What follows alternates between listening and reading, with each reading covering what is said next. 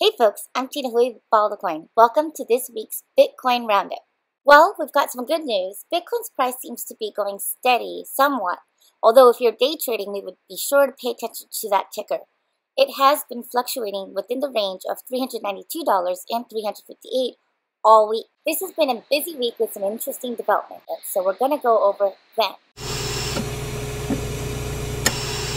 We're starting with BitFlyer, GoCoin, BitFury Capital, Tecnisa, BitInvest, Swarm, and a Reddit AMA with Bitcoin core developer Gavin Andresen. Tokyo-based Bitcoin exchange BitFlyer, which enables folks to buy and sell Bitcoin, has raised $236,000 in USD in funding to invest in additional services, including expansion of their services outside of Japan. Barry Silbert's Bitcoin Opportunity Core, BOC, is a party of this latest investment, which has invested in a large number of Bitcoin startups, including Coinbase, Circle, BitPay, Sapphire, and others. This is the first time that the BOC has invested in a Japanese company. BitFlyer has partnered with GMO Payment Gateway to provide a Bitcoin payment option to 48,000 online merchants in late September, and also launched Japan's first Bitcoin crowdfunding platform called BitFlyer. Among other new services, the new funding will allow BitFlyer to offer its first convertible bond. This is really great news for the Bitcoin market in Japan, which, to be honest, has been a bit quiet after Mt. Gox. Now, however, the CEO of BitFlyer, Yuzo Kano, is insisting that Japan is way ahead of other countries when it comes to cooperation between Bitcoin operators and regulators, which you don't see in the US, Europe, or Singapore. This is great news, and we can't wait to see how Bitcoin develops in Japan. Up next, BitFury Capital has announced an undisclosed strategic investment in digital currency merchant processor GoCoin, a digital currency merchant processor. The move marks the third investment for BitFury Capital, the venture capital arm of Bitcoin mining hardware and service provider BitFury. As part of the deal, BitFury indicated that it will seek to use GoCoin as the default processor for its global vendors. Wow, that's a pretty big deal.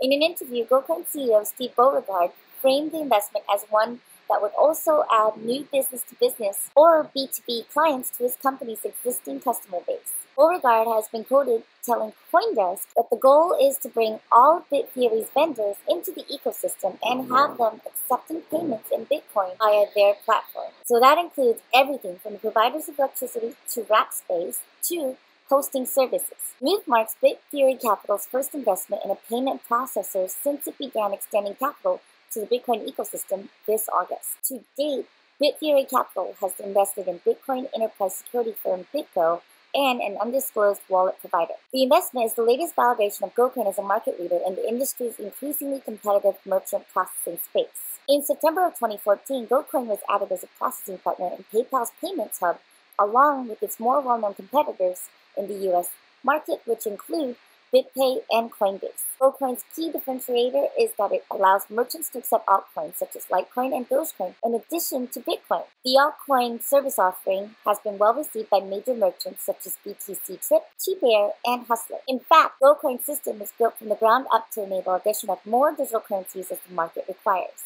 Talk about a smart, inclusive business strategy. Way to go, guys.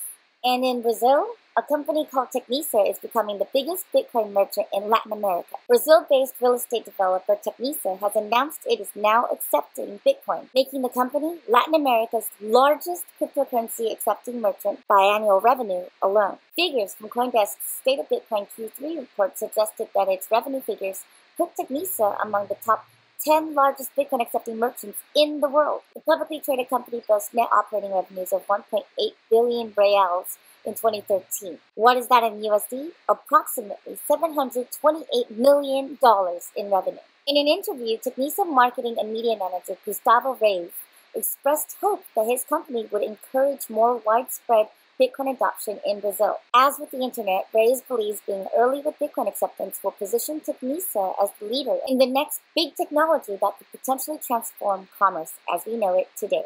Brazil's local Bitcoin ecosystem is still in its early days, but BitInvest is definitely emerging as an early market leader. BitInvest now provides Bitcoin exchanges, services, and merchant processing in Brazil, and hopes to add a remittance feature soon. Bitcoin core developer Gavin Andresen took to Reddit this week to engage the community in an Ask Me Anything or AMA session that was very well received. A variety of topics were both silly and serious.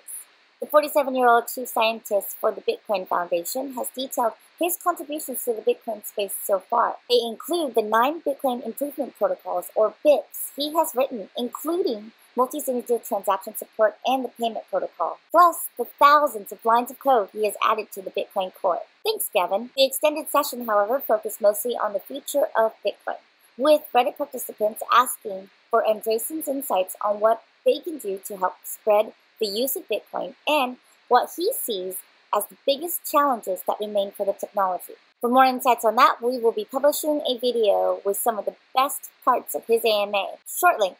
Decentralized crowdfunding platform startup Swarm has announced the first class of businesses that will be featured on its Bitcoin-powered platform. The crowdfunding platform's application process saw a number of groups submit applications, with a select few advancing to the video presentation stage. Entrepreneurs eager to take part in the initiative pitch their projects, all emphasizing the importance of decentralized innovation. The company says that 5 companies and organizations comprise its first class. Number 1, Mana, a developer of smart personal drone networks. Number 2, Coinspace, an operator of a decentralized cryptocurrency workplace. SwarmOps, a decentralized organizational management software platform. Judo Baby, a decentralized gaming platform. And DDP, a decentralized dance party. What? Hang on. Did someone say dance? That sounds like quite a party you've got there, Swarm. Alright, that's it for this week's Bitcoin Roundup. If you want more details on the news, we will definitely be supplying those shortly. Hope you had a good week and have a great weekend, folks. Thanks for tuning in. Bye.